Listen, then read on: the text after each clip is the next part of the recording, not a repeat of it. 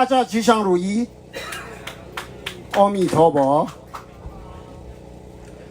我们今天非常一个难得机会，那么漂亮的，像我们佛教说，西方极乐净土跟一模一样啊。很多宗教觉得真的很殊胜的，那么好的地方。全世界的每一个宗教，自己有做法，有仪式。基督教有基督教的仪式，回教有回教的，道教有道教的。我们是佛教，藏传佛教。佛教呢，在我们中国人来讲的话，汉传就是你们中国人，藏传就是我们。还有南传，南传就是说泰国啦、斯里兰卡啦、缅甸啦、印度啦等等。在西方跟这个亚洲，东方呢，东方里面佛教最多，现在是全世界都有了。所以佛教是一个，没有很多。汉传也是佛教，汉传的佛教，藏传也是佛教。日本的东明也是佛教嘛，那今天我们这里做的活供是我们佛教的藏传佛教的一个非常吉祥如意的一种供十方一切佛，供养天龙八部，供养一切众生，特别我们的大老板的发心，你们大家的想法那么漂亮，那么殊胜，这个就是净土啊。我们佛教叫这个就是净土呢。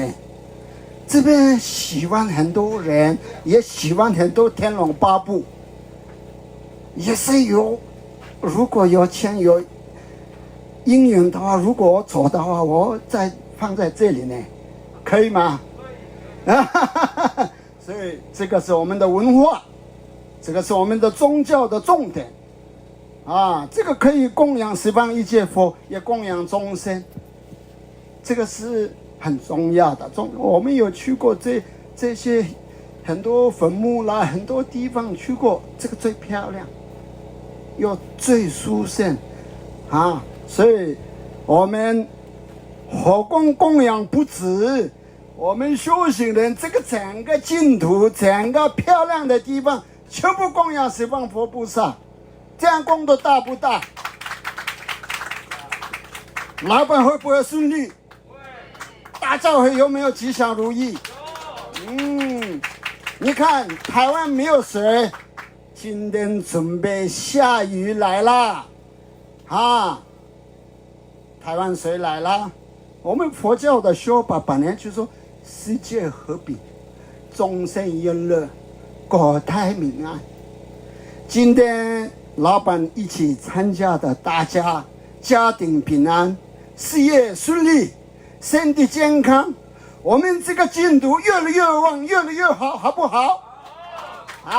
吉祥如意我们今天做的火供非常殊胜但是那个火供的什么本尊啦，火供的密座啦，火供的仪轨，你们目前听不懂，我讲也你们听不了。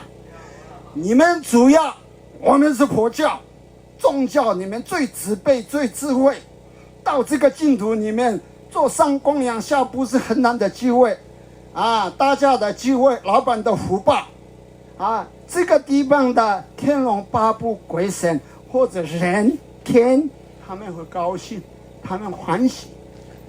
所以我们今天在这里吉祥如意里面最吉祥最吉祥我们的珠宝上师尼玛仁波切、大堪波三个仁波切，我们的喇嘛全台湾全部知道，文思修佛学会喇嘛的修法、火供、金刚跳舞全部都知道。